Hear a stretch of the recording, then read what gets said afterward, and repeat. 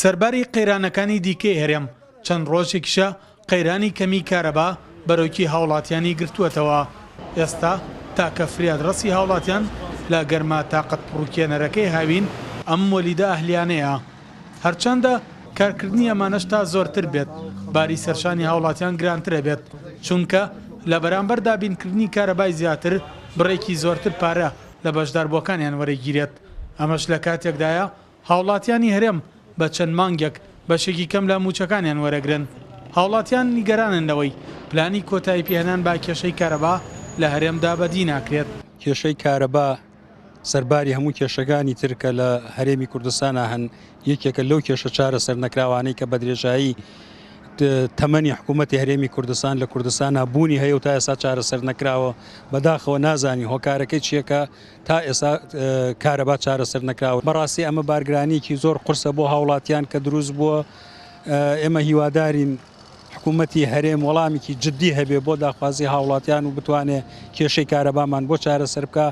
بەڕاستی یعنی هاوڵاتیان ئێستا بەدەست کۆمەڵێک قەیران و کۆمەڵێک کێشە و گرفتەوە دەناڵێنن کە لە هەمویان ناخۆشتر کێشەی نەبوونی کارەبایە بەم گەرمایە. مانگی پێشوو 226 ساعت کارەباماندا بۆ هاوڵاتین و 1750 بۆ دانێن، بەس ئەم مانگە احتیمالەکە بچێت 11000 و 12000 بۆ 2 ئەمپێر کارەبا کابرا وەڵی نیەتی بیدا 24000 23000 نار بۆ 2 ئەمپێر کارەبا تەنها لەوە چەر مردەگەیش پێ بکا بووی.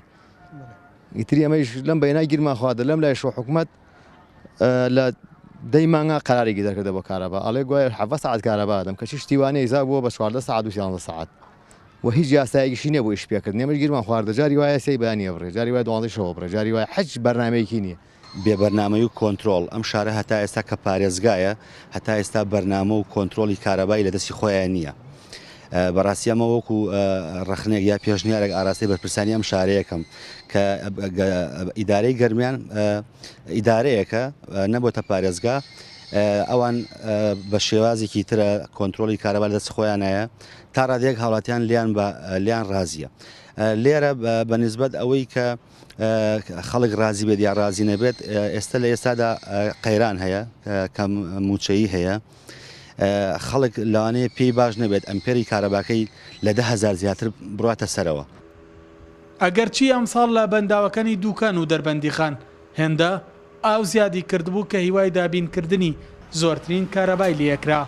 لەگەڵ ئەمەشدا هەرێم ئێستا خۆی هەناردەی نەوتەکات، خاوەنی چەند وێزگەیەکی کارەبایە، بۆیە پێشبینی باشتربوونی کارەبا ئاکرا، بەڵام بە پێچەوانەی پێشبینیەکانەوە کارەبا لە ئێستادا لە دۆخێکدایە، هیچی وای باشبوونی لێ ناکرێت و ئەمەش بووەتە گەورەترین گرفتی ئەمڕۆی هاوڵاتیان. سەلاح جەمیل، کورسات نیوز، هەڵەبجە.